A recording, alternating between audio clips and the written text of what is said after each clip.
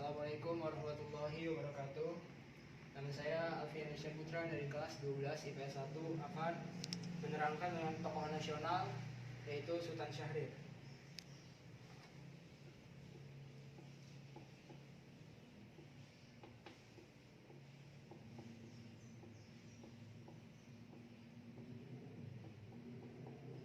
Sultan Syahrir ini dia lahir di Padang Panjang pada 5 Maret 1909 dan wafat di Swiss pada tahun 1966.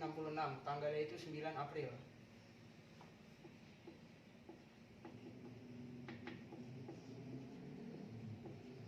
Lahir di Padang Panjang.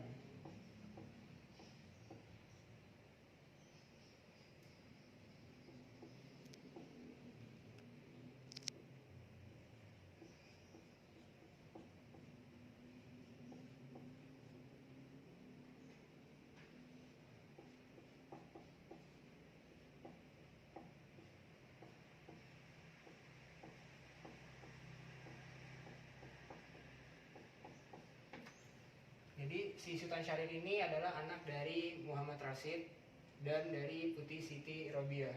Di mana orang tua dari Sultan Syahrir ini adalah salah satu tokoh yang sangat berpengaruh di Sumatera Barat ya. Lalu Sultan Syahrir ini mengenyam pendidikan yang terbaik di masanya, yaitu pertama dia mengenyam pendidikan di IMS, ini setingkat SD. Lalu Mulo setingkat SMP. Lalu ada AMS, ini setingkat SMA. Dimana ini adalah semua pendidikan yang terbaik yang ada di masanya pada zaman kolonial Belanda. Lalu Sultan Syahrir ini mendapat kesempatan untuk mengenyam pendidikan di Eropa, di Belanda, di Fakultas Hukum Amsterdam.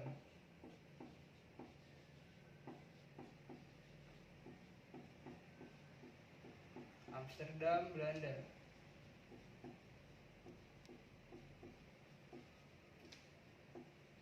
Ini adalah biografi singkat dari Sultan Syahrir.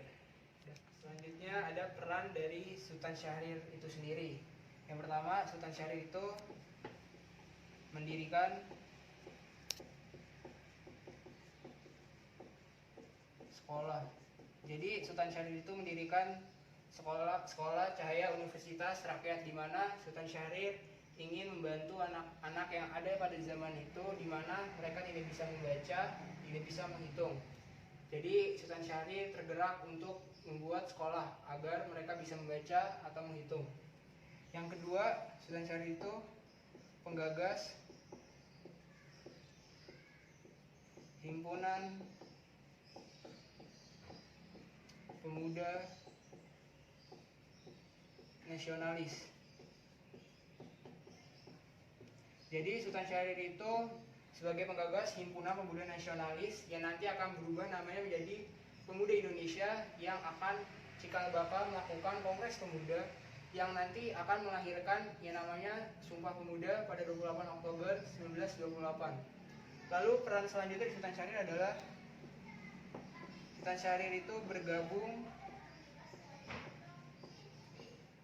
dengan PI, Perhimpunan Indonesia, di mana saat di Belanda Sultan Syahrir ini bergabung dengan Perhimpunan Indonesia yang ada di Belanda, yang saat waktu itu diketuai oleh Muhammad Hatta, yang tujuannya adalah untuk memerdekakan Indonesia melalui jalur yang radikal, tidak bekerjasama dengan Belanda. Lalu Sultan Syahrir itu mempunyai peran sebagai ketua PNI baru. Jadi Sultan Syahrir itu saat di Belanda memilih untuk kembali ke Indonesia, tidak melanjutkan pendidikannya di Belanda karena Sultan Syahrir ingin memerdekakan bangsa Indonesia. Akhirnya dia pulang ke Indonesia untuk menjadi ketua di PNI baru. Di bawah pimpinannya ini PNI baru bergerak sangat radikal, sangat tidak kooperatif terhadap Belanda, sehingga dia dan Muhammad Hatta yang saat waktu itu bekerja sama di PNI baru ini diasingkan keluar daerah. Yang kelima, Sultan Syahrir ini berperan pada masa kolonial Jepang sebagai membuat gerakan bawah tanah,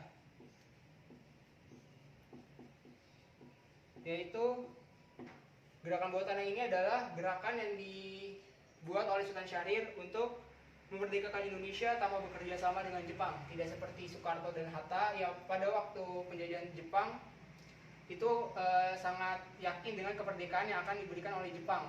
Jadi Sultan Syahrir ini memilih untuk jalan lain, yaitu tidak bekerja sama dengan Jepang, di mana kaum muda pada saat waktu itu mendukung gerakan bawah tanah ini yang dipimpin oleh Sultan Syahrir, sehingga mendesak Soekarno dan Hatta untuk segera memerdekakan Indonesia. Sehingga nanti ada yang namanya peristiwa penculikan Rengas Dengklok, agar Soekarno dan Hatta segera memproklamasikan kemerdekaan Indonesia, yang akhirnya memerdekakan Indonesia pada 17 Agustus 1945, lebih cepat daripada yang diberikan oleh Jepang. Lalu yang keenam, Sultan Syahrir adalah Perdana Menteri pertama Indonesia.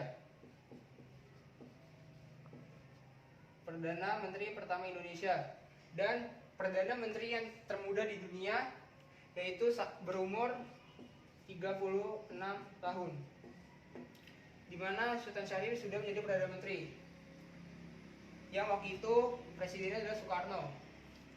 Yang ketujuh, Sultan Syahrir ini adalah seorang diplomat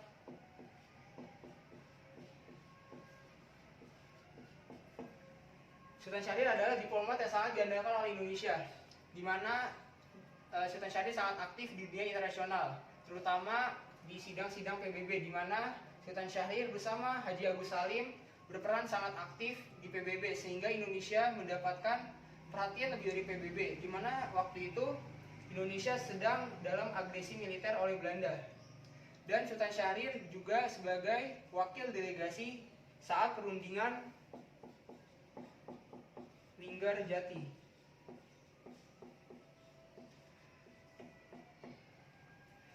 Selanjutnya, Sultan Syahrir ini adalah